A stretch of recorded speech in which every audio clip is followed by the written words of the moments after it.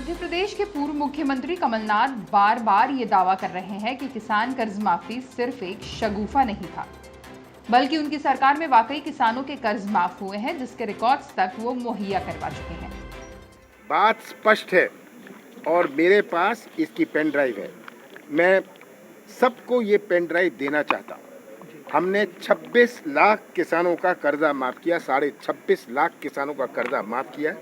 ये है pen drive जिसमें हर किसान का नाम है, उसका गांव है, बैंक का है, कितना कर्जा माफ़ हुआ।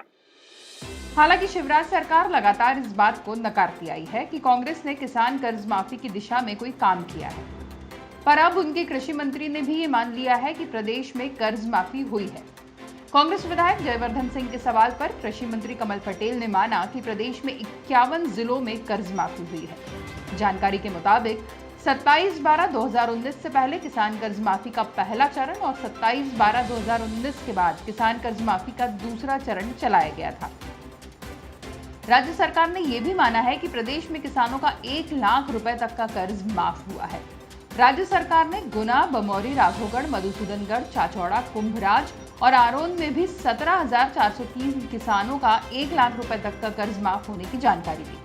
राज्य सरकार के विधानसभा में दिए गए जवाब के मुताबिक प्रदेश के सभी जिलों में किसान कर्ज माफी हुई है, जिससे साफ है कि कमलनाथ जो दावा करते आए हैं वो सही साबित हो रहा है।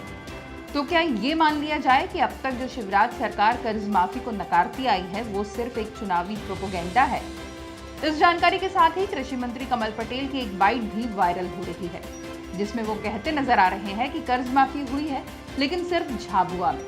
ये कभी नहीं कहा कर्ज माफी नहीं, हमने कहा 2 लाख। देखिए हमारे शब्द देखना, 48 लाख किसानों के 54,000 करोड़ 2 लाख तक के माफ किए जाते हैं।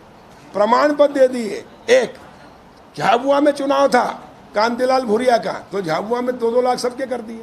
वहाँ 25-25 हजार रुपये महिलाओं के समूह थे उनको भी दे दिए, क्योंकि चुनाव जीतना था। बाकी जगह क्यों नहीं किया?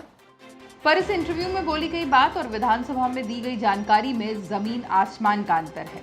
ऐसे में शिवराज सरकार के मंत्री को अपनी बात स्पष्ट करना जरूरी है।